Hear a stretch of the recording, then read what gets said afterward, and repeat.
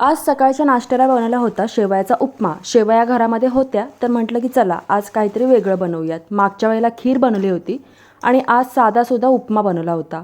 सगळ्यात आधी आहे ना शेवया मस्तपैकी तूप टाकून भाजून घेतल्या आणि त्यानंतर भाजलेल्या शेवया आहे ना एका प्लेटमध्ये काढून घेतल्या. त्याच पॅनमध्ये आहे ना थोडंसं तेल घेतलं फोडणीला. मोहरीची छान फोडणी दिली का त्याच्यामध्ये आहे ना थोडासा कांदा टाकला, त्यानंतर शेंगदाणे टाकले, कढीपत्ता टाकला, सर्व छान परतवून घेतलं.